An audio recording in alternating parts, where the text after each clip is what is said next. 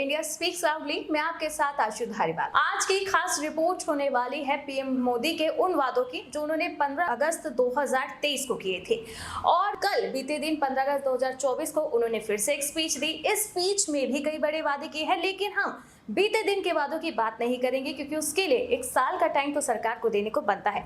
लेकिन जो बीते साल वादे किए थे उनमें से कितने पूरे हुए हैं, अब उसकी रिपोर्ट आज हम आपको पेश करने वाले हैं। आपको भी पता चलेगा कि लाल किले से पीएम मोदी हवा में बातें करते हैं, सच में उनके मन में कुछ होता है इन वादों को लेकर। तो इस रिपोर्ट की शुरुआत करते हैं। 61 बार देश, 16 बार आजादी और 5 बार तिरंगा, ये शब्द पीएम मोदी ने इस बार अपने भाषण में इस्तेमाल किए। 78वें स्वतंत्रता दिवस पर प्रधानमंत्री मोदी ने कल 15 अगस्त 2024 को अपने पूरे कार्यकाल में 11वीं बार लाल किला के प्राचीर से तिरंगा फहराया। इसके साथ ही उन्होंने स्वतंत्रता दिवस पर अपने सबसे बड़े भाषण का रिकॉर्ड भी बनाया। पीएम मोदी ने 98 मिनट का भाषण दिया जो सुबह 7:33 से शुरू हुआ और 9:11 तक चला।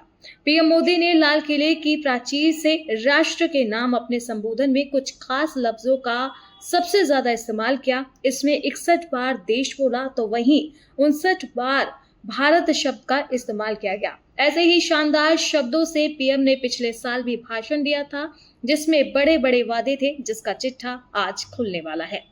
पीएम मोदी ने 98 मिनट लंबे अपने भाषण में सेकुलर कोड, रिफॉर्म, महिला अत्याचार, करप्शन और मेडिकल एजुकेशन से लेकर नई शिक्षा नीति का भी जिक्र किया। पीएम मोदी का कहना है कि अब हमें आत्मनिर्भर बनना होगा। तो आज के रिपोर्ट में हम आपको बताएंगे पीएम मोदी के पिछले साल लाल किले से दिए गए भाषण में उन वादों का लेखा जोखा, जिनमें से कुछ तो पूरे हुए लेकिन अभी भी कई वादे अधूरे हैं। लेकिन इस हिसाब से पहले हम आपको बताएंगे पीएम मोदी ने किस तरह पिछले साल अपने भाषण की शुरुआत की थी, जिसमें साल 2024 के 15 अगस्त के लिए बड़ी और खास बात कही गई थी। स्वतंत्रता दिवस के मौके पर प्रधानमंत्री नरेंद्र मोदी ने 10वीं बार लाल किले के प्राचीर से राष्ट्र को संबोधित किया। संबोधन की शुरुआत में पीएम मोदी ने कहा, पूर्वोत्तर में विशेषकर मणिपुर में जो हिंसा का दौर चला, कई लोगों को अपना जीवन खोना पड़ा, माँ बेटियों के सम्मान के साथ खिलवाड़ हुआ। लेकिन कुछ दिनों से लगातार शांति की खबरें आ रही हैं। समाधान केवल शांति से ही पाया जा सकता है। केंद्र और राज्य सरकार समाधान के लिए हर संभव प्रयास कर रही है। अगले साल होने वाले लोकसभा चुनावों से पहले लाल किले से आज मेरा आखिरी संबोधन है। उन्होंने आगे कहा, अगली बार 15 अगस्त को इसी लाल किले से देश की उपलब्धियों और विकास को मैं आपके सामने रखूंगा। तो ये बात हुई पीएम मोदी के भाषण के शुरुआत की, जिसमें उन्होंने कहा कि हिसाब दूंगा।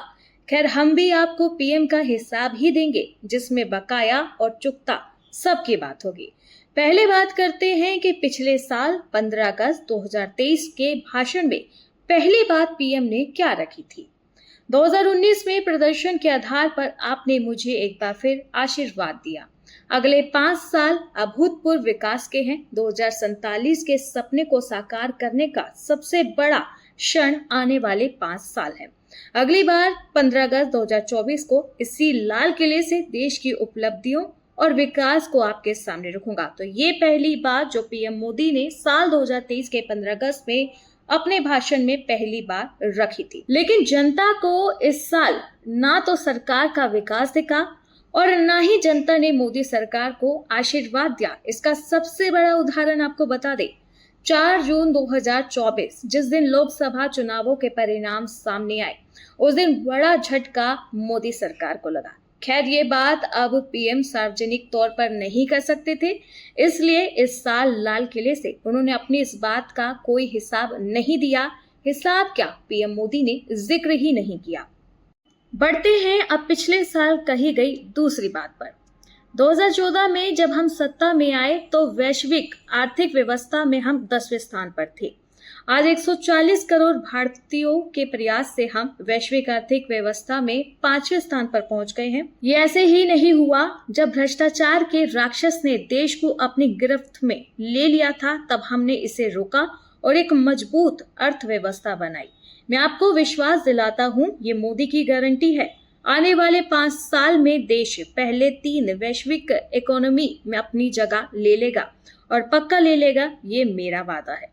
इस बात का हिसाब अभी देना तो नहीं बनता, क्योंकि पीएम ने 5 साल का वक्त मांगा था। 4 साल अभी भी बाकी है, इसलिए इस वादे को ना तो हम चुकाया कह सकते हैं और ना ही बाकी कह सकते हैं। बढ़ते हैं अब तीसरी बात की ओर। मेरा दृढ़ विश्वास है कि 2047 में जब देश आजादी के 100 वर्ष मनाएगा तो देश एक विकसित भारत होगा।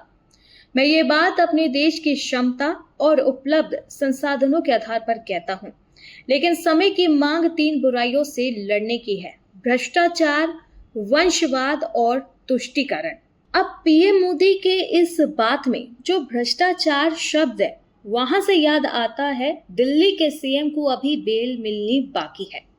परिवारवाद की बात करें तो मोदी सरकार को परिवारवाद ने ही इसी साल 4 जून 2024 को एक बड़ा झटका दिया है। सीधा निशाना यहाँ समाजवादी पार्टी अखिलेश यादव का है, जो इस वक्त यूपी में सबसे बड़ी पार्टी के मुखिया बनकर बैठे हैं। मतलब यहाँ तो मोदी जी का वादा कुछ कुछ पूरा होता हुआ दिख रहा है, लेकिन परिवारवाद में अभी भी वो चूक खा चुके हैं।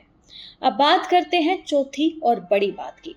देश मणिपुर के लोगों के साथ खड़ा है। समाधान केवल शांति से ही पाया जा सकता है।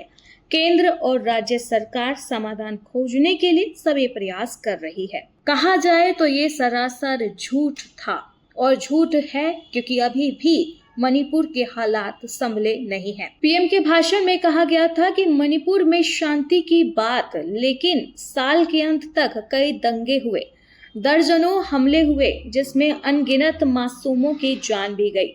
तो पीएम मोदी का ये वादा अभी बाकी है।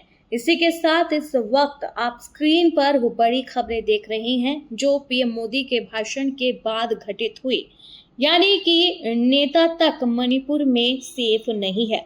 उनके काफिलों पर भी अटैक होता है और फिर उन्हीं नेता का बयान आता है कि मेरे ही काफिले पर अटैक हुआ।